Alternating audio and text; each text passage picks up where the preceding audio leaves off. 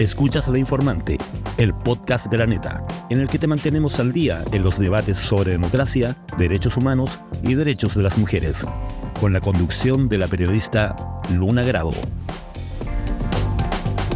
Hola a todas, todos quienes escuchan La Informante. Mi nombre es Luna Grado, soy la directora de La Neta y en esta ocasión me acompañan dos mujeres del mundo sindical. Estamos aquí al lado mío, se encuentra Natalia Mesías. Ella es directora legislativa de la Federación Nacional de Sindicatos de Salud Privada, FENASAP. Al otro lado se encuentra Karen Palma. Ella es vicepresidenta de la Mujer y Equidad de Género de la Central Unitaria de Trabajadores y Trabajadoras. Hola, bienvenidas a ambas. Les agradezco mucho que estén en este programa. En este capítulo queremos abordar la Ley Karen o la Ley 21.463. Está promulgada en enero de este año y entra en vigencia ahora el 1 de agosto. Es una ley que busca prevenir, investigar y sancionar el acoso laboral, sexual y la violencia en el trabajo, a partir de un caso lamentable de una técnica en enfermería llamada Karen Salgado, quien lamentablemente se quitó la vida en 2019 luego de sufrir acoso laboral constante. Y bueno, desde ahí partió esta iniciativa legal que hoy conocemos como Ley Karen y que queda menos de 2 semanas para que entre en vigencia. Entonces queremos hablar un poco sobre esto y partir preguntándoles a las dos, quien quiera partir comentando por qué es necesario contar con esta ley que aborde específicamente el acoso laboral, sexual y la violencia en el trabajo. Bueno, muchas gracias primero por la invitación. Es súper importante desde el mundo sindical el poder compartir el proceso que se ha llevado para poder implementar Ley Karen, y yo creo que esto viene también a resolver muchos problemas que están ocultos en los espacios de trabajo, tanto público como privado. Y en el proceso legislativo una de las cosas que más se pidió es que esta ley pudiera incluir al mundo público, así como lo hace con el mundo privado, porque la violencia, el acoso sexual y el acoso laboral que se vive en el mundo del trabajo es muy amplio. Esa es una de las principales importancias, y a través de la prevención, que es lo que trae esta ley, que es lo que incorpora, y una de las cosas más importantes es el camino, ¿cierto?, para poder ir disminuyendo las cifras que hoy tenemos en relación al acoso sexual, laboral y la violencia en el trabajo. Sí, bueno, reforzar lo que planteaba la Natalia. Yo creo que se hace urgente y necesario a propósito de la crisis que vivíamos en torno al tema de la violencia. Casos como el de Karen Salgado lamentablemente no son aislados. Tenemos otras mujeres que han terminado por suicidarse a propósito del acoso y el maltrato laboral, 2 casos emblemáticos en las trabajadoras del comercio, otras trabajadoras de la salud, tanto del sector público como del sector privado. Y eso yo creo que abrió espacio a que se instalara una legislación en esta materia. Pero también agregar que Chile en marzo, el 8 de marzo del año 2023, ratificó el convenio 190, y eso implica que obliga al Estado a poder tener legislaciones en esta materia. O sea, decir que la ratificación de un convenio no es solo la firma ni el acto, también sienta algunas obligaciones, y la Ley Karen es la primera legislación en materia de acoso y maltrato laboral en el marco del convenio 190. Seguramente después vamos a notar que van a venir más leyes, pero creemos que esto es muy valorable y importante porque ya empezamos a dar paso a visibilizar esta crisis que teníamos y también a visibilizar la violencia y el acoso que a veces se esconde a propósito de los lugares de trabajo. ¿Y esta violencia y acoso en el trabajo afecta de manera diferente a las mujeres que a los hombres en los espacios laborales? Sí, lo que pasa es que si uno se va como a las cifras, quienes sufren más violencia y acoso en el trabajo sin duda son las mujeres, y las disidencias sexuales también. Por eso es súper importante lo que mencionaba Karen. El convenio 190, uno de sus objetivos es erradicar la violencia en el mundo del trabajo y erradicar la violencia por razón de género. Sin duda los hombres igual viven tipos de violencia que hoy en Chile aún en muchos espacios están normalizados. Por ejemplo, los garabatos. tratarse a garabatos o tratarse a gritos. Eso también afecta a las mujeres, en su gran mayoría, a las disidencias, pero también a los hombres. Hemos visto a través de todo este proceso de tramitación de la ley, como por ejemplo compañeros de la construcción mencionaban las altas tasas de suicidio que tienen los capataz a raíz de esos tratos que están normalizados, que supuestamente los hombres deberían aceptar estas conductas de garabatos o de gritos, o de tratarse de esa forma, y realmente, y esta ley también lo que trae es de ir eliminando esas conductas que están normalizadas y que pueden ser como muy pequeñitas y que se pueden confundir a veces y decir, no, eso no es maltrato. Sí. Bueno, en la misma línea, decir que, claro, ya hay evidencia, dijéramos, suficiente que las mujeres somos más tenemos cifras mucho más altas de violencia y de acoso en el mundo del trabajo. Y yo creo que eso también tiene que ver con un sesgo cultural. Lo decía Natalia, esta ley, creo que una de las cosas más relevantes es que empieza a hablar de la prevención y de este cambio cultural profundo en que todos los actores y actrices tenemos un desafío. El mundo sindical también, o sea, el cómo nosotros vamos erradicando conductas que son normalizadas y también desde el punto de vista pedagógico, diciendo que hoy día hay cosas que son inaceptables y que creo que en esa línea estamos avanzando con esta legislación, pero obviamente, como decía Natalia, también hay hombres que han sufrido violencia y ahí yo quisiera hacer un punto, porque creo que esta ley también va a implicar que reconozcamos la violencia. A mí me ha llamado harto la atención en toda la difusión que se ha hecho, que por ejemplo no está claro que a mí me aíslen en mi lugar de trabajo sea violento, sea una práctica violenta, o que un jefe ordene a los compañeros que no saluden a cierta persona, que le den más trabajo del que podría hacer en una jornada laboral, que no le transmitan la información para que él pueda desempeñar su trabajo. Son conductas que están en el marco de la violencia y el acoso laboral y que a veces no son tan conocidas por la población en general. Sí, son conductas que se ven como algo como que fuera parte de lo que son las dinámicas laborales cuando no debiese ser así. Y en ese sentido, las dos mencionaban el tema de la prevención. ¿De qué forma la ley, Karin, aborda la prevención de este tipo de violencia o del acoso en los espacios laborales? Sí, mira, una de las cosas importantes que señala la ley y cómo se modifica el Código del Trabajo y también otros cuerpos legales para hacerlo hacia el sector público y hacia las municipalidades, es que tiene una obligación por parte de las entidades empleadoras de generar un protocolo de prevención del acoso sexual, laboral y violencia en el trabajo. ¿Y eso qué significa? Que además lo que indica la ley es que este protocolo se debe hacer con diálogo social.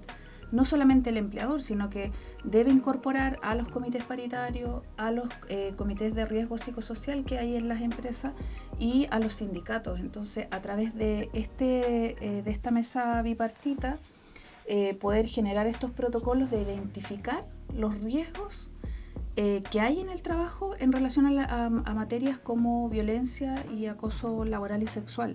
¿Por qué hago mención de esto? Porque todos los espacios de trabajo finalmente son diferentes. O sea, el lugar de comercio va a tener unos factores que son propios de ello y el sector salud quizás va a tener otros. Entonces, a través de eso se implementa este protocolo, identificando los riesgos, instalando medidas para poder mitigar los riesgos o para poder erradicarlos. Y ahí, bueno, la ley menciona cómo a través de capacitaciones constantes se refuerza la prevención a través de este protocolo para poder erradicar la violencia o mitigar los factores que se puedan encontrar en esas evaluaciones de riesgo. Ahí yo iba a preguntar también, una de mis preguntas anteriores, estos protocolos, claro, tú mencionas que se realizan de forma con diálogo social, o sea, no solo lo hace el empleador y listo, sino que hay como una conversación antes, pero luego está la obligación también de difundir entre los trabajadores y las trabajadoras. Sí. Me imagino porque para saber efectivamente como qué es lo que está permitido y no permitido, dónde denunciar, qué hacer, eso va a tener que quedar establecido y difundido entre trabajadores, ¿cierto? Sí, sí, claro. Bueno, además de estos protocolos de prevención, hay que decir que el sector privado, el sector público ya venía con unos protocolos de MALS, que significa que ya teníamos algo para erradicar la violencia o para los casos de que ocurriera, como denunciar, un procedimiento de denuncia. El sector privado en algunas empresas sí lo tenía, pero no era no era obligatorio. Hoy día también entra la obligatoriedad de tener un protocolo para la para la denuncia. Que está muy ligado además también a la dirección del trabajo, donde va a haber un registro y va a haber todo un proceso que va a permitir que los trabajadores y trabajadoras sepan que tienen alguna forma de denunciar frente a este tipo de situaciones como el acoso y la violencia. Y también el tema de la prevención que va a ser difundido. Y nosotros también esperamos, porque a propósito de lo que decía anteriormente del convenio 190, hoy día el Estado también tiene obligación de hacer prevención y hacer esta difusión pública del tema de la violencia en el mundo del trabajo.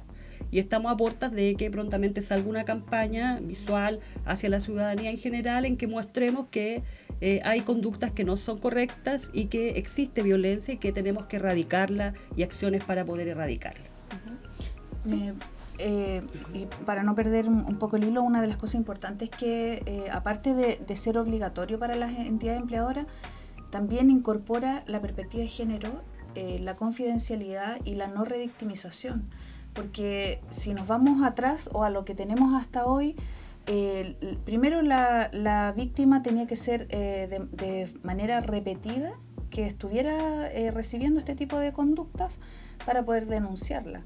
Muchas veces la confidencialidad no se respetaba, no había una seguridad para que la persona pudiera denunciar, y muchas trabajadoras sobre todo se han quedado con esos sentimientos o con esos tipos de maltrato en silencio. Muchas han llegado al suicidio.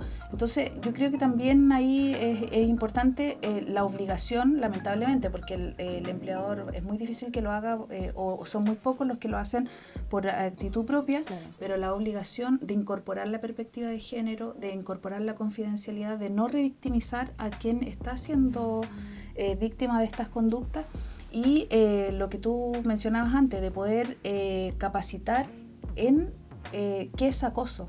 Porque hay gente que no sabe lo que es acoso, lo que mencionaba Karen antes. No saben que si a mí me dan más trabajo, si me aíslan, si me cambian del lugar, eso va a generar un acoso laboral. Y de que esta capacitación sea transversal, no solamente para las personas trabajadoras, sino también para las jefaturas, para la gerencia, que son los espacios donde también se vive mucha violencia entre sus pares. Ah, claro, como no es, eso también iba a preguntar, no es solamente entre un superior a un trabajador, sino entre pares también puede... Y se incorpora la violencia de terceros también. Sí, ese punto también quería preguntar, porque me parece súper innovador, y también ha sido uno de los puntos que he visto que se destaca harto, esto de agregar la violencia de terceros, porque claro, a veces pasa, ¿no? Es como... Sobre todo yo me imagino que en el mundo del comercio, enfrentarse con clientes maltratadores, entonces, ¿cómo se aborda eso en la ley? ¿Qué puede hacer un empleador en estos casos? Sí, bueno, tal como tú lo planteas, la ley lo que hace hoy día es establecer las definiciones de 3 tipos de violencia y de acoso, y además incorpora esta de la violencia externa. Y yo creo que ese es un gran avance para hombres, pero principalmente para mujeres de sectores que atienden directamente público, comercio, salud, educación, porque lo que va a haber es que al tipificarse, hoy día van a haber herramientas para hacer denuncias efectivas respecto a esos maltratos y esos acosos. Claro, uno puede decir, bueno, esto debiera haber regulado solo lo interno, pero también es un avance el que podamos reconocer que no necesariamente solo se da en el interno la violencia, sino que también hay factores externos que llevan a que trabajadores y trabajadoras sufran de violencia y de acoso en el mundo del trabajo. Y también, bueno, en esa misma línea, lo importante de eso es que en la parte de la investigación también se indica ahí cómo el empleador tiene que separar a la víctima, colocarla en un lugar resguardado de la violencia que esté viviendo, porque como decía Karen, en salud, o sea, en comercio sí se vive mucho la violencia de terceros, pero en salud también. O sea, los pacientes no son pacientes. se les llama ahora clientes, porque, y sobre todo en la salud privada, y es mucha la violencia que se recibe por parte de ellos y de ellas, entonces ahí el empleador va a tener la obligatoriedad de sacar al trabajador, a la trabajadora, de colocarlo en un espacio seguro y mientras dura la investigación. Sí, bueno, en esa línea en la ley también establece apoyo psicológico temprano, y eso significa que al minuto que una persona hace una denuncia, el empleador tiene la obligación de prestarle la ayuda psicológica a través de las mutualidades, pero de prestar una ayuda psicológica en el proceso en que durante se investiga la acción de violencia. Y yo creo que eso igual es relevante porque teníamos muchas mujeres y hombres también que desistían de las acusaciones porque no había una contención, porque no se sabía cómo iba a ser el procedimiento, y hoy día los empleadores tienen esa obligación que es relevante en este tipo de casos. Uh-huh. Y en ese sentido, por ejemplo, en el caso de la violencia externa, ahí la investigación, me imagino que no puede depender del empleador porque es una persona externa al espacio de trabajo. Ahí esa denuncia tiene que ser a la dirección del trabajo, ¿o cómo es el mecanismo en ese sentido? No, lo que pasa es que también, bueno, puede ser a la inspección del trabajo efectivamente, pero en el minuto de los protocolos también el empleador debe señalar con este mismo equipo que yo mencionaba al comienzo, que en esta mesa de diálogo, de también nombrar a quién va a recibir la denuncia. Pueden ser el Departamento de Prevención de Riesgo, puede ser un trabajador especializado en la materia. Siempre eso es lo más importante, de que quien reciba la denuncia en la empresa, quien sea designado para aquello, pueda ser capacitado en las materias de acoso y de violencia. Entonces, también este es un proceso, y es lo que yo mencionaba antes en relación a la confidencialidad, de que se cuide desde que la persona hace la denuncia hasta que termina ese proceso. Y en ese camino, por supuesto que si la trabajadora o el trabajador decide ir a la inspección del trabajo, está bien, pero si decide hacerlo a través de la empresa y hay un encargado o una encargada, esta persona debe ser experta o capacitada en esta materia. Sí, pero en el caso de la violencia externa, también lo que hace es que instala cierta obligación en el empleador en hacerse parte de la causa. Porque claro, tal como tú dices, un cliente no es de la empresa, no podría tener un proceso interno. No podrían sancionarlo. Claro, no podrían sancionarlo, claro. Pero lo que sí obliga es que al estar tipificado esto en la ley, te entrega herramientas para tú hacer acciones legales. Y que el empleador, tal como lo decía Natalia, también tenga un encargado, una persona que le hace seguimiento, que acompañe a ese trabajador en esa denuncia y que le entrega todas las herramientas para que eso sea viable. Porque hoy día no es viable, hoy día, bueno, hay un maltrato y como que no pasa nada, como que, bueno, el cliente es el cliente y hay que darle la razón, algunos dicen, claro. Independiente de lo que pase, y creo que hoy día abrimos una puerta que es importante y que ojalá también se fortalezca. Nosotros hoy día justamente desde la CUT estábamos planteando que, a propósito de la crisis de seguridad, también se diera paso a la ley de violencia externa, que duplica las penas, ahí entramos a ver un poco las penas, que duplica las penas en el caso de agresión física o psicológica en el lugar de trabajo. Y esta ley entra en vigencia ahora el 1 de agosto. ¿Eso significa que estos protocolos, estos mecanismos ya tienen que estar desde el 1 de agosto ya funcionando? ¿Y qué pasa si no están funcionando? ¿Hay algún mecanismo como de fiscalización de que esto esté ocurriendo? ¿Cómo es ese proceso? Sí, desde el mundo privado han salido ya 3 documentos normativos. La circular de la Suceso, la Superintendencia de Seguridad Social, el reglamento del Ministerio del Trabajo y además el dictamen de la Dirección del Trabajo, y con estos 3 documentos las empresas por lo menos ya deberían estar trabajando en los protocolos. Ahí nosotros hemos identificado en FENASAP algunas clínicas ya que han llamado a los sindicatos para poder trabajar.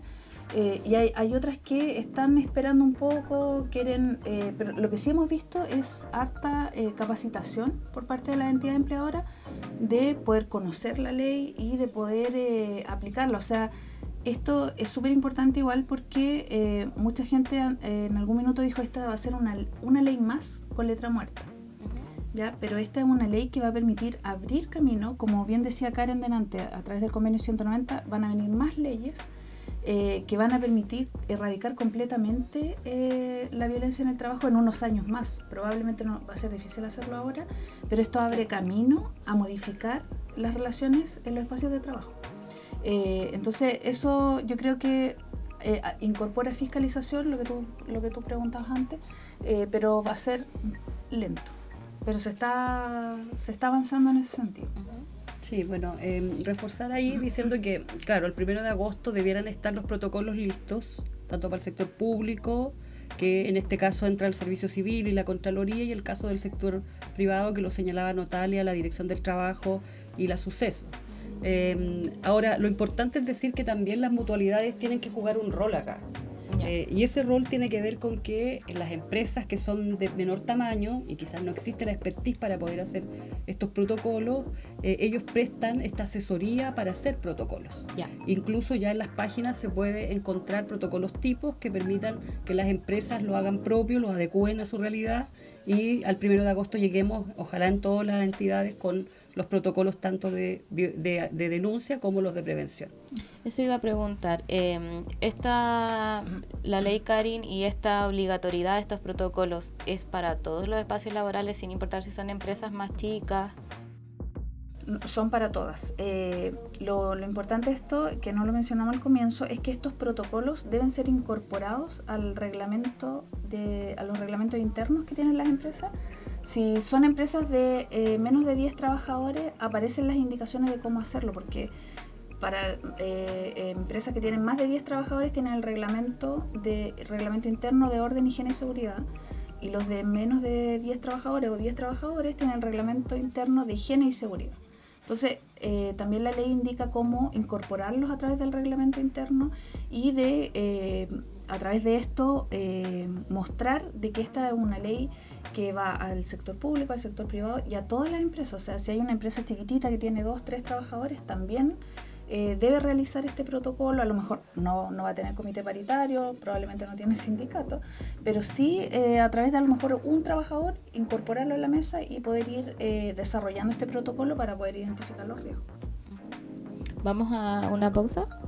Continuamos entonces con la informante. Estamos conversando con Karen Palma, vicepresidenta de la Mujer y Equidad de Género de la Central Unitaria de Trabajadores y Trabajadoras, la CUT, y Natalia Mesías, quien es directora legislativa de la Federación Nacional de Sindicatos de Salud Privada, FENASAP. Estábamos hablando sobre ley Karin, ya hemos abordado bastante. Quería preguntarles ahora si pueden prever como ciertas dificultades en la implementación de la ley, como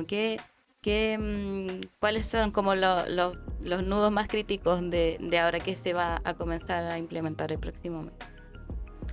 Sí, mira, yo creo que en materia de sanción no quedaron vacíos, pero sí hay muchas dudas al respecto.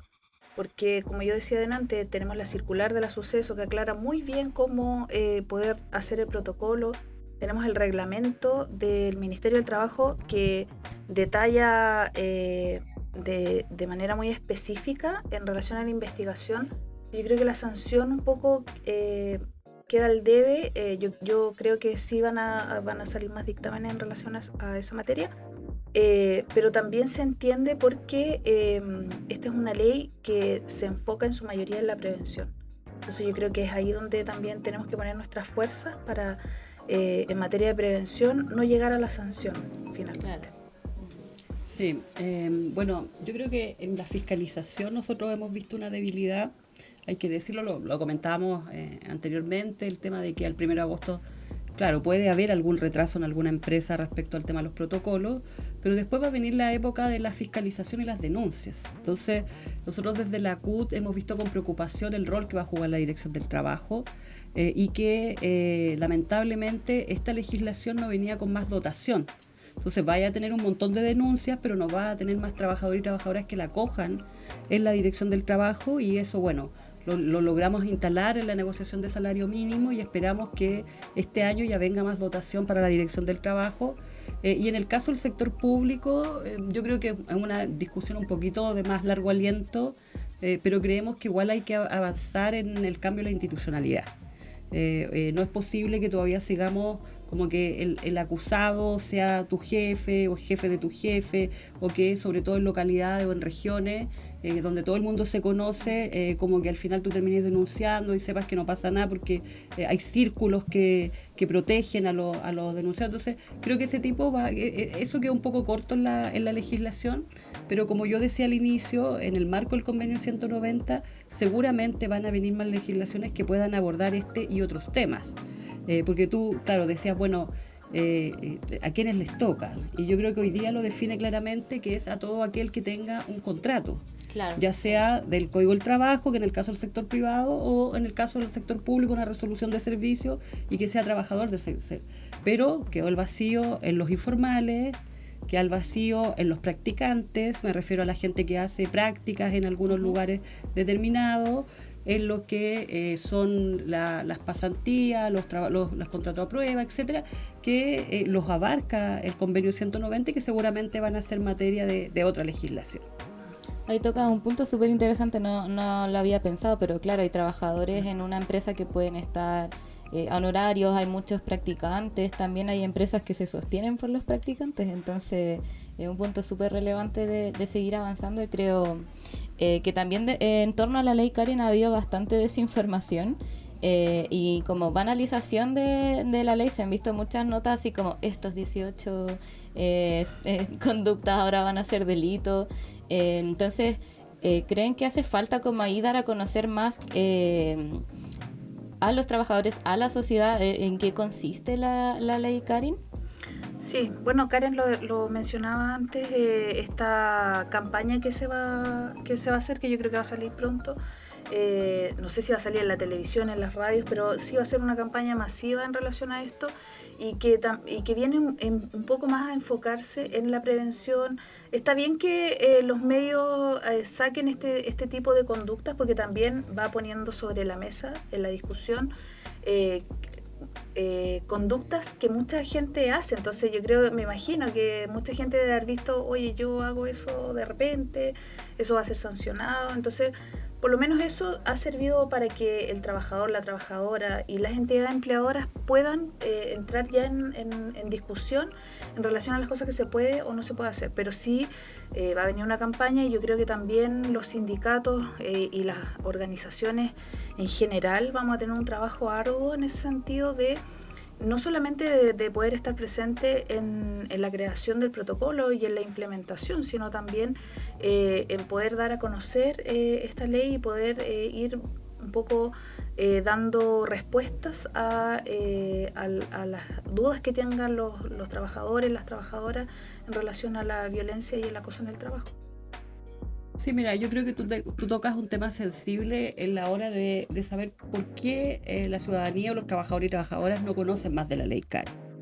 Y claro, uno puede decir, bueno, ratificamos hace más de un año el 190, la CUT con los recursos que tienen, las organizaciones sindicales con los recursos que tienen, tratan de difundir estas materias, pero también hay que decirlo, y por eso agradecer este espacio, que los temas laborales tienen un bloqueo en las comunicaciones. Y no son representados en ninguna parte. O sea, si uno ve los canales abiertos de televisión, no tienen un carácter informativo de materias tan relevantes como esta, y nosotros esperamos que hoy día, a propósito de que va a entrar en discusión el tema del financiamiento a TVN, cuestión que nosotros hemos ido conversando ya desde la CUT, esperamos tener un espacio en que también se puedan transmitir estos temas tan relevantes, porque lo que no puede pasar en nuestro país es que el que tenga plata pueda pagar salir en televisión abierta y el que no tenga no se puedan difundir su idea. Y por eso también es valorable este tipo de espacios, porque permiten que la ciudadanía se informe de temas relevantes como este y también de situaciones que a veces desgastan la vida. Nosotros que nos ha tocado ver a muchas trabajadoras que han sufrido acoso y violencia, eso repercute en su salud física, trayéndole enfermedades, en su salud mental, para qué decirlo, y también en sus relaciones sociales, afectándolas de gran forma, y creo que eso es un tema que ojalá pudiéramos tener mayor posibilidad de difusión. Incluso he visto la otra vez Veía un dato de que las mujeres, como son más propensas a sufrir violencia, acoso en el trabajo, también tienen mayor deserción de ciertos espacios, sobre todo espacios más masculinizados, por ejemplo, no sé, minería, construcción. Entonces me imagino que con esta ley al ir diciendo como estas conductas son violencia, son acoso, va a ir permitiendo que sea como un espacio más digno para trabajar, ¿no? Sí. Sí, y pensaba ahora que tú mencionabas eso, en la discusión parlamentaria había un sector político medio un poco resistente al principio en relación a esta materia, porque decían ya, pero ¿y si yo hablo un poquito fuerte? O sea, pero una desde el mundo del trabajo sabe que, bueno, en su mayoría son mujeres y las disidencias que reciben violencia en el trabajo, pero también una sabe que estas mujeres traen violencia desde atrás, o sea, o desde afuera. Entonces, en la discusión parlamentaria, en una de las exposiciones tuvimos que explicar que, por ejemplo, el sector salud es un sector altamente feminizado, el 73% son mujeres. De ese 73%, el 44% sostiene hogares monomarentales. Y muchas de ellas tienen que lidiar con la violencia económica por el pago de las pensiones, muchas de ellas viven violencia intrafamiliar en sus hogares, viven violencia en los trayectos a sus trabajos. Entonces imagínate llegar a recibir violencia en el lugar de trabajo donde uno pasa más tiempo que en cualquier otro lugar. Entonces efectivamente muchas mujeres han decidido, ¿para qué voy a ir a trabajar si tengo que hacer una serie de cosas para llegar a mi trabajo, ver con quién dejo a mi hijo, solucionar esto otro para recibir violencia? No tiene sentido. Entonces, como bien decía Karen, esto permite también darle seguridad a la trabajadora en su mayoría y al trabajador también, de que va a estar resguardado frente a ese tipo de conductas. Sí, yo solamente agregar que yo creo que es relevante lo que tú señalabas, cómo nosotros cuidamos la inserción de más mujeres al mundo laboral. En la mañana escuchábamos una cifra, solo el 54% de las mujeres hoy día trabaja, y cuando hemos revisado otras encuestas decimos, bueno, ¿por qué las mujeres no trabajan? Y hay dos temas que son bien prioritarios, el tema de los cuidados, que es un tema cultural, una carga que todavía se le adjudica a las mujeres, y también el tema del acoso y el maltrato. Entonces creo que esto empieza también a poner temas que van a permitir que las mujeres se inserten en el mundo laboral, al igual como hoy día estuvimos en el lanzamiento de lo que va a ser las indicaciones para la ley de equidad salarial, que significa entregar igual valor al trabajo a hombres y mujeres, y creo que todas estas materias como 40 horas y otras van en pos de que las mujeres de verdad tengamos igualdad a la hora de querer tener un trabajo seguro, con igual salario y con condiciones laborales de trabajo decente. Y aquí ya una última pregunta. Hemos conversado harto respecto a lo del convenio 190 de la OIT y que quedan materias que pueden seguir avanzando. Como, ¿en qué falta avanzar en materia laboral aquí en Chile? En el marco del convenio 190, como bien decía Karen anteriormente, el convenio, al traer como objetivo el erradicar la violencia, incluye las personas que ya mencionaba Karen antes, los estudiantes, las pasantías, incluye también lugares de trabajo, los viajes, por ejemplo, cuando toca viajar por trabajo, también están incluidos dentro de eso. Entonces, son espacios donde se vive violencia. Hoy tenemos el resguardo en el espacio laboral. Más adelante se pueden resguardar estas personas que están quedando fuera, los espacios que están quedando fuera, como los traslados. Hacernos cargo también de la violencia doméstica. Eso también, la violencia doméstica impacta en nuestro trabajo también. Entonces yo creo que son materias que, claro, tenemos esto para comenzar, pero que en un corto tiempo, ojalá, también se van a tener que revisar. Sí, bueno, el convenio 190 es uno de los más amplios de la OIT, y tal como lo decía Natalia, abarca desde el día en que yo voy a buscar un trabajo hasta el día en que alguien me despide. Y significa, incluso antes, cuando yo soy pasante, pero me llama harto la atención y creo que es bueno transmitirlo esto de cuando yo voy a buscar un trabajo, porque muchas denuncias o muchas partes del acoso sufren cuando tú estás en una entrevista de trabajo. Y claro, te condiciona, bueno, si tú haces esto, si tú no haces esto, te doy o no te doy el trabajo, y claramente la persona que tiene la necesidad termina casi como accediendo o, bueno, no accediendo. Pero abarca ese punto, abarca todo lo que tiene que ver también cuando te despiden y después del despido. O sea, ¿qué pasa si un trabajador después del despido alguien le empieza a mandar mensaje o acosarlo? Es a causa de su trabajo. Entonces, bueno, para abarcar toda esa amplitud falta más legislación. Y también falta más institucionalidad y abordar también la responsabilidad, y esto es lo último, la responsabilidad desde el punto de vista empresarial en temas de violencia general, como por ejemplo la violencia doméstica. El convenio habla de que los empleadores tienen un grado de responsabilidad, no en involucrarse en la vida privada de los trabajadores y trabajadoras, pero sí de poder ser una herramienta de apoyo cuando una mujer o un hombre sufre violencia doméstica, sufre violencia en su hogar, y creemos que esas son materias que seguramente vamos a seguir discutiendo, pero no podemos dejar de no valorar este primer paso que es la ley Cari. Súper. Muchas gracias a ambas. Nos quedamos con esta idea de que Ley Karin es un primer paso, es un gran avance, sobre todo en prevención, en desnormalizar la violencia. Así que agradecer el trabajo. Sé que ambas estuvieron en parte de la tramitación de la ley, así que es muy, muy valorable. Esperamos que esto igual sea un primer paso para generar este cambio cultural del que hablaban ustedes al principio, que no es fácil, como todos los cambios culturales, pero supongo que es un primer paso y que de a poco se va a ir avanzando. Muchas gracias por participar de La Informante, y nos vemos en un próximo episodio de nuestro querido podcast. Esto fue La Informante por hoy. Búscanos como @lanetacl en redes sociales para esperar el próximo episodio. La Neta es un medio digital de Corporación Humanas. Este programa cuenta con el apoyo de IFA Civic,